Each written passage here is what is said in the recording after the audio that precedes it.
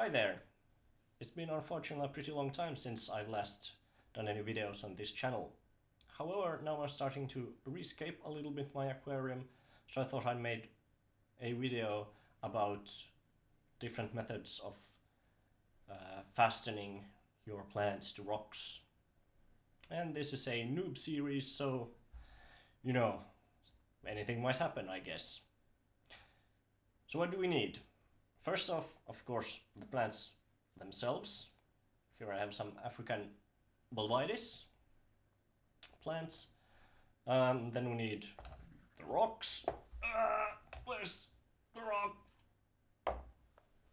Okay, he's here. Then we of course need different things to glue with. So I've bought some Seachem Flourish glue to test out. Then there's the good old Gorilla glue. And then I have to test out also some extra strong yarn. Besides that, we need some gloves so that our fingers don't stick together when we glue, and also scissors to cut the yarn. So let's get going.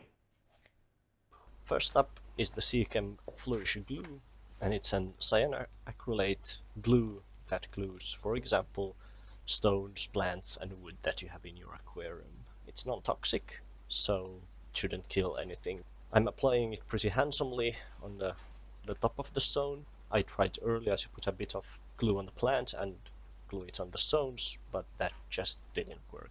The plants didn't hold on to the stones, so this tactic actually worked.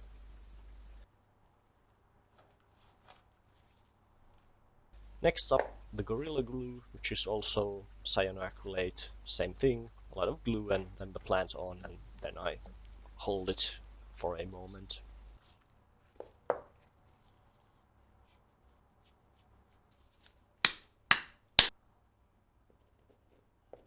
A Gorilla glue is actually a bit hard to find here in Finland. It's not impossible to find it, but I didn't find it in the most common shops that I visited, but then I just happened to stumble upon it.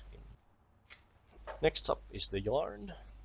This is strengthened polyester yarn, I want to remember. In Finnish we would call it karhulanka or bear yarn. So in order to fasten the plant, I just tied the yarn on the stone and then I wrapped it tightly around the plant's root structure.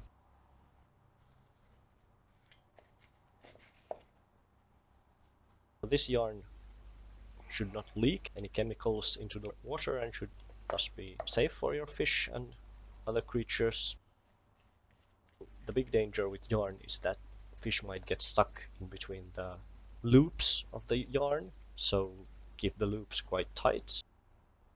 In my case, I tried to hide the plant which I had fastened with yarn so that its root structure and the yarn would be a bit under other stones and wood so that the fish wouldn't get stuck into it. Here's a quick overview of the plants. First up, the ones I glued, one with Seachem glue and the other one with Gorilla glue.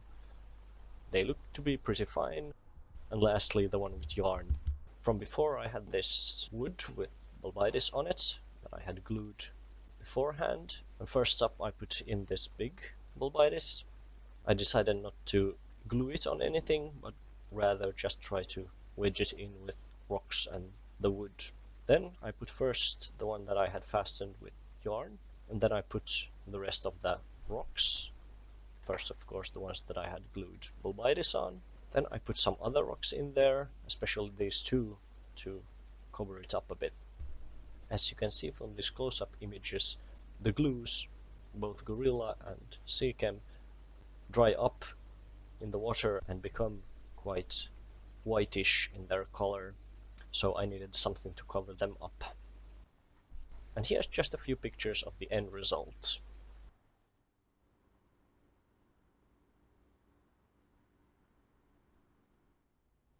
Here we are a couple of days later. The Bolbitis is doing fine, it hasn't melted or anything, and also the fish are doing good. So all in all, I would say this was a success, at least so far. So that's it for this time. Thanks for watching. Like and sub if you like this. Otherwise, see you next time. Keep on dreaming.